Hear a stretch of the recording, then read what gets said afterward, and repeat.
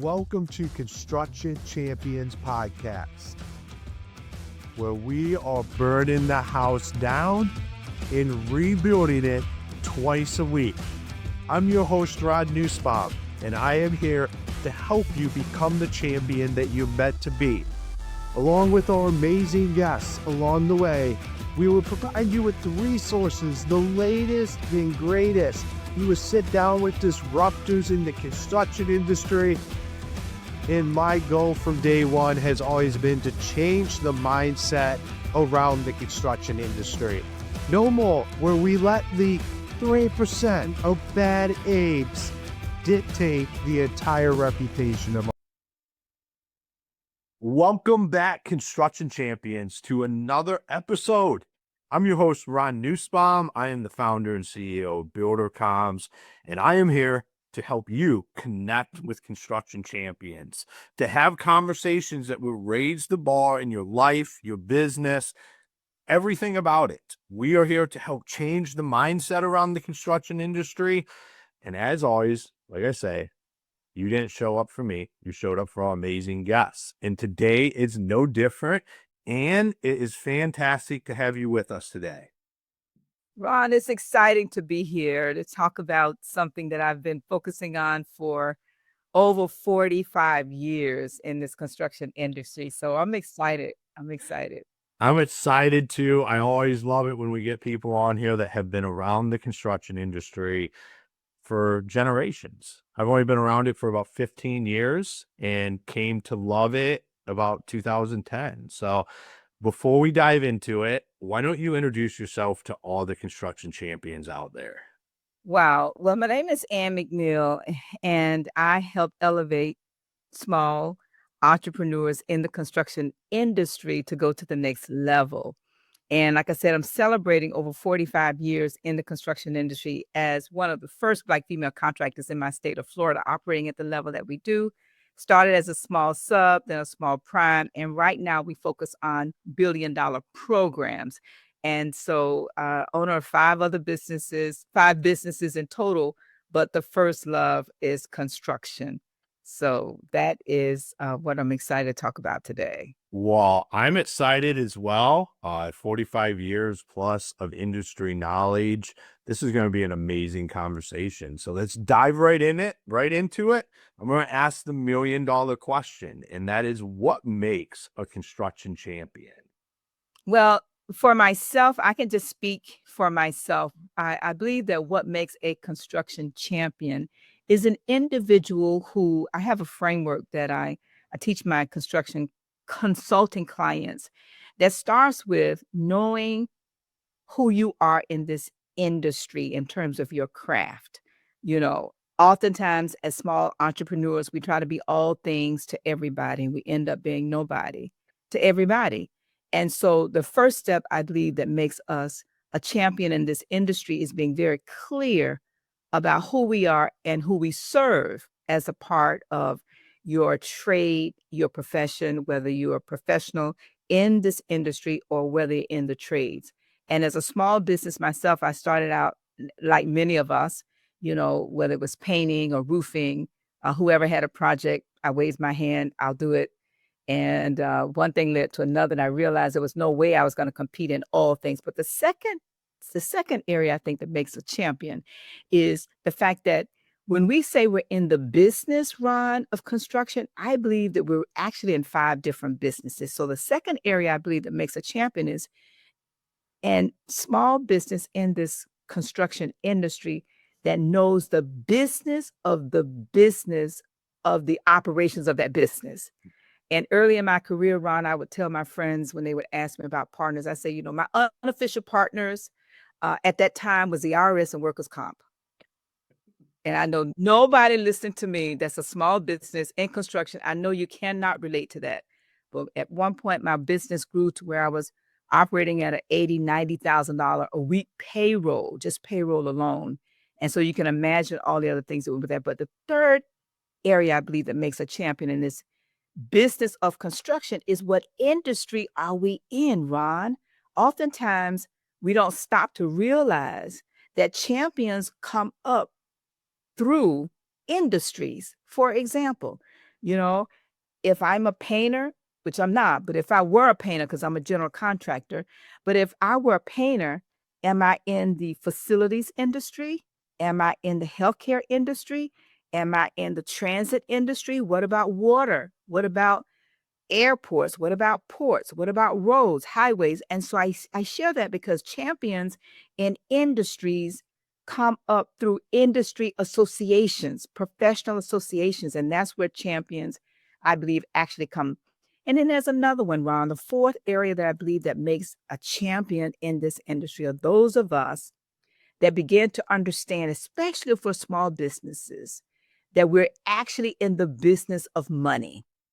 Can I say that again, Ron? Absolutely. Hey, I'll give you an amen to that one. Yes, because think about this. Oftentimes when we start out small or mid-size, it doesn't matter what size of the business you're in as you're listening to this podcast. If you are not learning how to make money, we're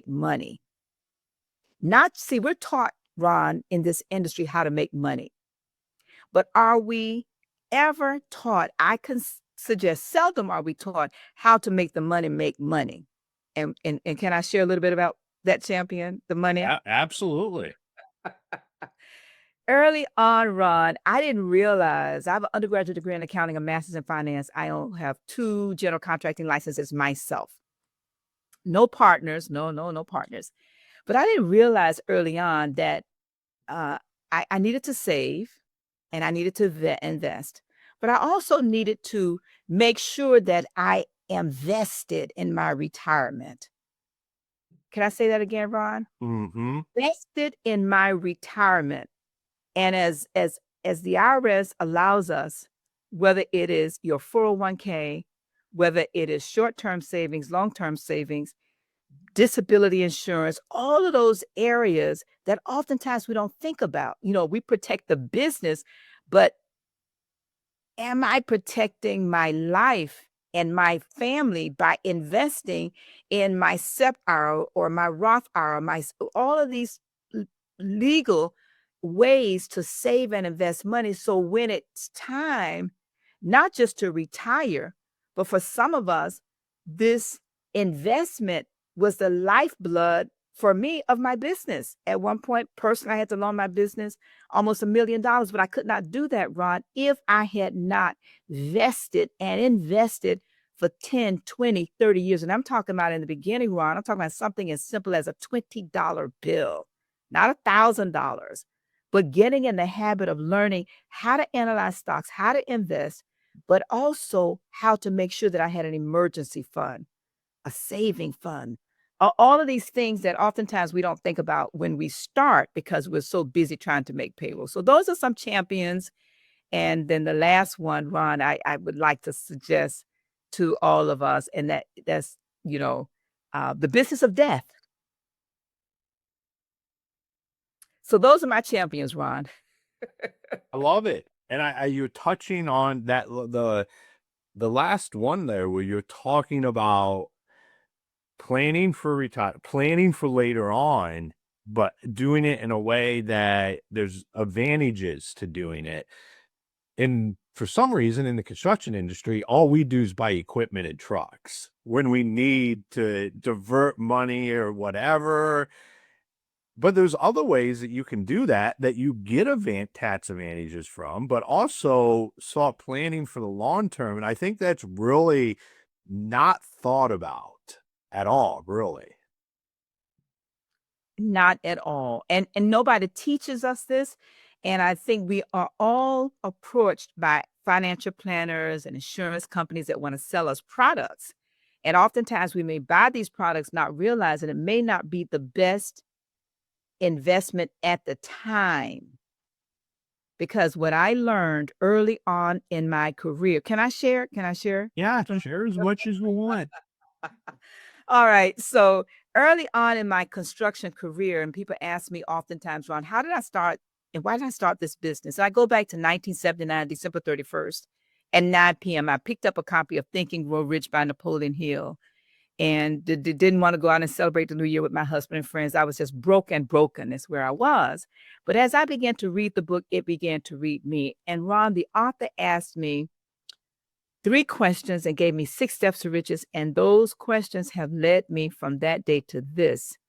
When it comes to understanding that it's about the money, the first question he asked me, Ron, and I'll ask all of your listeners, how much money do you want? Because a lot of times we just jump in this business and we just start going. But seldom do we stop and say, okay, how much money do I really want? And so that's how I started on this journey in terms of the mindset to start a business. But later on, Ron, I'd saved up some money and I gave it to someone. No, they didn't have a gun. They did not take it. I gave it to them, not knowing that I would never see the money again. And I of course, I was upset with the person, Ron, but I was more upset with myself because at that point in my life, about 5 years into my business, I realized that I knew very little. Okay, I knew absolutely nothing about investing. And when that happened to me, I was more upset with myself. And I said, okay, what can I do to learn so this never happens again? And I read a book called The Millionaire Next Door that talked about, saving and investing, but it also talked about being frugal and putting away, those individuals who are really wealthy. They're your next door neighbors whose house is paid off. They have no debt and they're investing $20 to $50 per month. And I was like, it's impossible. I don't even, how do you do that? And so as I began to learn, I became a volunteer, Ron, with an organization that created investment clubs. And that's where my education started. And then I began to learn just do a little bit over a long period of time. And so that's when and how I started saving and investing. And when you talk about the market and our industry, if we're really in the business of the money, and we make money through the construction industry, do we stop and study where's the money in the industry, Ron? And that's what I'd like to, get your listeners to start thinking about. Really, where's the money in your craft or in your profession, in your business?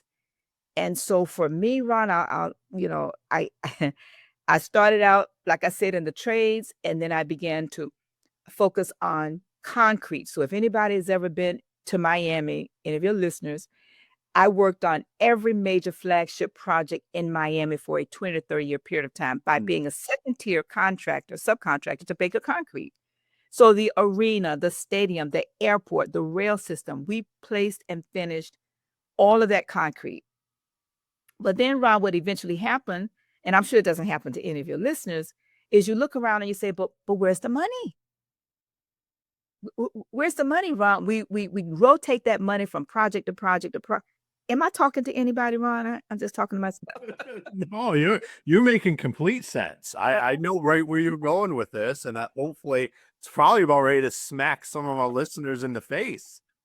I might just be talking to myself, Ron. I'm not sure. But I began to look around, Ron, and I began to ask myself, first of all, and I'll just make this a challenge to your listeners. I'll use painting, for example. If you are in the painting trade as a small contractor or medium size or large contractor, because the large ones, it's a whole different mindset. Then you go into politics to make sure you can get into the deal, right? That's another conversation for another day. But Ron, I began to study the industry. And that's what I teach now. I'm still a contractor, but I have a consulting company that's consulting for contractors because I began to realize that if I am a member of ABC, 50 different organizations, Ron, association, ASPE, many of the trade associations, but also many of the professional associations in our industry of construction. And that's when I began to look and see, I began to realize, wait a minute, if a painter is in the painting business and is in the facilities industry that only focuses on schools, and that painter's not all over the place trying to paint airports and trying to paint ports and trying to paint highways, there's no way to compete with that particular painter. A general contractor, I work for one of my major contractors in South Florida is Purtle. And at one period of time, because we partnered together, nobody could compete with us, Ron. But you know what I realized is that companies like that, if they focus on a niche, I call it niche to be rich. If they focus on one niche industry, Ron, let's say facilities, for example, Purtle Construction is a facilities many years ago when they started, they only built schools. Now, any prime contractor competing against them is going to be very hard to beat them in the school industry. So at one point, we won 10, 15 jobs in a row straight, Ron. So a healthcare contractor in the trades, anybody who's not in healthcare, you're not going to outcompete an industry focused prime or sub who's only in that industry. And they're a part of the healthcare association for contractors, and they are known in the industry for healthcare. How do you outcompete them? And so I just wanted to just share that because those are some of the lessons that I'm learning about where's the money in the industry. It's in the relationships, Ron. Mm-hmm. It's in the relationships in the industry of our craft. So those are just some thoughts that I just wanted to share. Well, absolutely. I 100% agree with that. Is like we believe we need to be everything to everybody, and it stretches us thin, and we never really get good at what we're just great at. And as sooner we can figure that out, not only do you start winning more work, but that work becomes more profitable because you get better at it because you're doing the same stuff all the time. You're working with the same subs. You have these relationships, but for some reason, like you said, at the beginning of your career, you were just waving your hand. But there's people that go 20, 30 years and that's all they do. They're just waving their hand. And it just wreaks havoc on their business. And I think, where the money goes is the companies that mark the money for where it's going to go. And they actually understand this is the budget for this. This is where this money is going. This is how this is going to work. They actually see the money. Too many companies do what you were talking, where you just roll. Everything's just roll. It would just next project. Like we're not destinating the dollars to go anywhere. We just know we're doing a lot of revenue, and it's just turning over. And at the end of the year, you hope you make a profit, and it's not a good way to run a business. Absolutely. That in the end of the year, you hope you cover your overhead and make a profit. Okay. And they're not the same. Absolutely. I think it's, you said you made a point earlier about how it's just a little bit over a long period of time and it really adds up. And that's what we don't focus on. We don't focus on, like, you don't have to do everything at once. You just have to make small changes and then let them compound over time. Let that become a bigger change down the road. And it's not as big of a change because then you're just making a small change to a small change to a small change, but it has this huge impact long term. And everybody's listening. We're in the long play here. Like, business is an infinity game, as Ali Tomosi would say. Like, you play this for the rest of your life. Is there endings and startings to it? Absolutely, but it's an infinity game, and you have to be willing to look at it that way. You can't look at it as, oh, this is a 3 to 5 year plan. Like, that's not how the game's played. Well, you just mentioned one of my favorite authors, and that was going to be the other part of the champions. Champions in this industry read. And I believe Alex is one of the best when it comes to marketing. My grandson actually sent me a copy of his book, one of the lead magnet books. And I tell you, I've lived in that book for an entire year. I cannot do a page at a time. I can only do a paragraph at a time because it's not one of those books you just read and go through. I think you can attest to that. But the other thing you said, Ron, was so powerful is it's the power of compounding of the interest, but also the compounding of your time and your energy. Because when you compound your energy by focusing on one industry and the clients in that industry, let me go back to facilities and schools. Many prime and subcontractors work on schools in the school facilities. We call it facilities industry. Well, depending upon what state you're in and what county you're in, are you known by the agencies that you work for, regardless if you're sub or prime or professional in that industry? Mm. And do you know them and do they know you? And are you niching to be richer? Dig deep in there by showing up in more ways than one, not just in person, but like we're talking about Alex, but also virtually on social media. Many years, Ron, I did not realize the benefit and power of being online in social media for my business. Because I said, listen, I bid a job, I'm either low or I'm not, and I'm gonna win or I'm not gonna win. Why do I need social media? How wrong I was. And so I just wanted to say that, coming back to the point you're making, though, about a little bit over a small amount over a long period of time, because that is the power of compound interest. Mhm.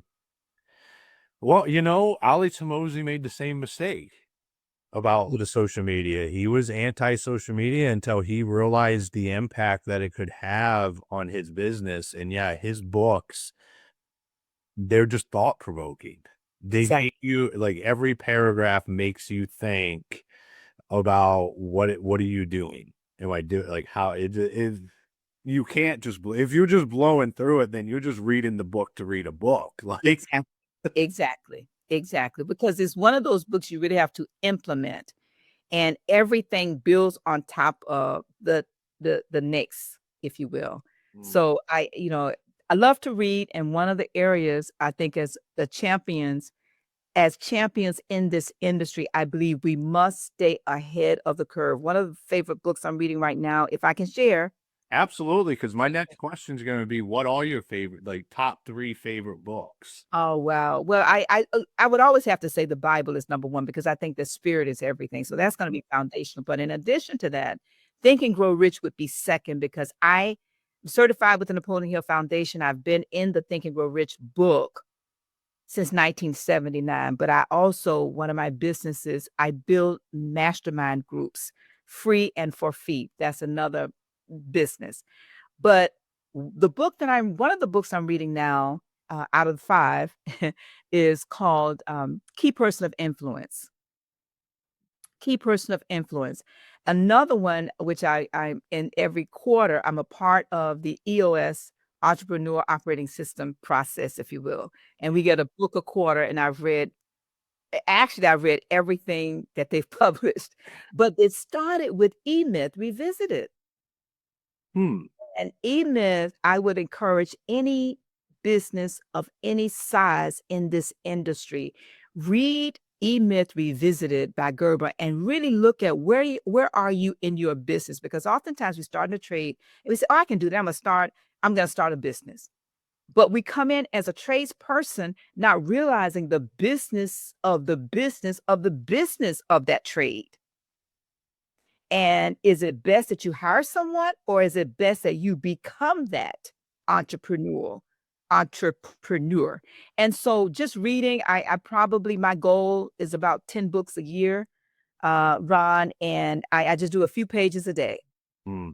Just a Love few it. pages. Yes, just a few pages a day.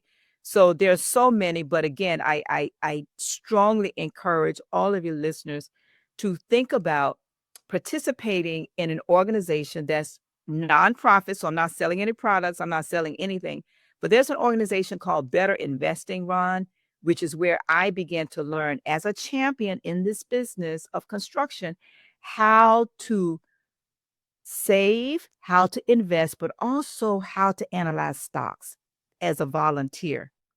And my youngest daughter, who started about 12 or 13, retired, Ron, at 30 from investing. Hmm. I love it. So I just want to encourage your listeners, please consider, just like we study our industry and the trade and the profession, also begin to study money. And how do you make money make money? Those are just some thoughts for champions. I love it. For all of our listeners listening out there, how, like you mentioned, you have multiple businesses. You've been around, you are a wealth of knowledge. And how do you help the like I just you pitch yourself, I guess. Like what is how if our listeners wanted your help, what would that help look like? Like what would they be needing help with? Well, I have a program. It's a retreat, Ron. It's called Niche to Be Rich. I have a 1-day event that I host where I only take 10 people. It's a 1 day. And then I have a life and legacy mastermind that I host for contractors, and it's 3 days, very intense. And we cover every single area of your life, every area of your life. And for anyone that's interested, we do have a qualification process for that. They can reach out to me if it's okay. I give my cell number because I do live on my phone. Yes, I have 4 or 5 websites, but I think the best way to connect with me would be to reach out by phone. And that number is 786-546-0184. Again, my number is 786-546-0184. I have a number of different websites, my MCO construction website, and McNeill.com is a place where many of the businesses that I have can be found there. But I just think that understanding, Ron, when we go back to champions, prepare for life and legacy while living a life of significance in the spirit of service. And what I do after all of these years of being in this industry right now, Ron, I operate at a very high level, focusing on billion-dollar programs. I'm the founder of the National Association for Black Women in Construction. Yes, anybody can be a member, white, Black, Hispanic, male, female, but I focus, Ron, on hosting a billion-dollar luncheon per month. We didn't get to talk about that. That might be another podcast to come back. But billion-dollar luncheon, Ron, virtually per month, and it's free to everyone.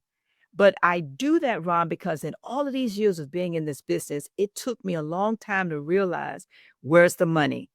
And Ron, the money in the construction industry, according to Ann McNeill, is in an agency's master plan.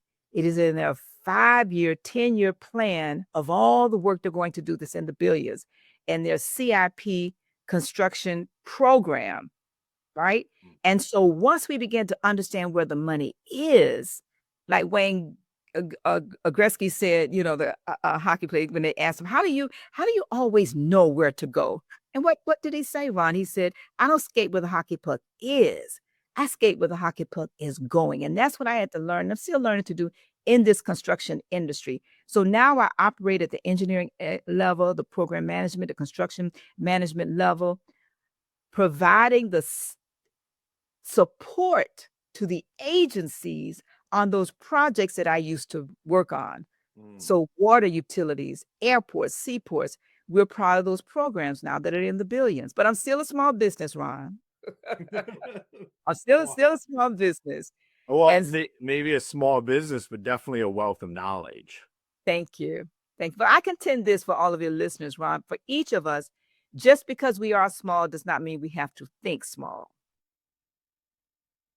Absolutely. I 100% agree with that. And I love your set, because what you said about champions and how they plan for legacy in the future, that is truly what a champion is. I mean, I'm a huge Kobe Bryant fan, and like that was what the Mamba mentality was, is I am going to live so hard right now and do all the hard things because I know it's what creates the legacy at the end of it. Like you're not living for right now.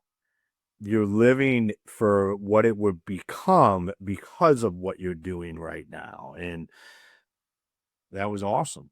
I loved it. Sorry, I was just going to wrap up with this. This is one of the reasons why I created the Niche to Be Rich program. And that's one of the reasons why I created the Life and Legacy program for contractors, because we don't think those thoughts. And I'll just leave your audience with this. One of the first exercises I require the participants to do before they come, and they must send it to me, is send me your obituary. Back-to-back episodes. Absolutely. It's come up. Literally. It's unbelievable. It's like the universe is all The universe is never wrong. It's just up to us to figure out the pieces and take the action. And this has been a fantastic conversation. One last time, will you give everybody your number? Any contact information you'd like them to have? Absolutely. My number is 786-546-0184. My name is Ann McNeill. You can also connect with me on LinkedIn. That's Ann McNeill on LinkedIn, and I'm always in red.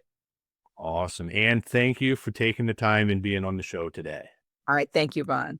All right, construction champions, another episode in the bag. I thought it was absolutely amazing. I think it gives you a lot to think about.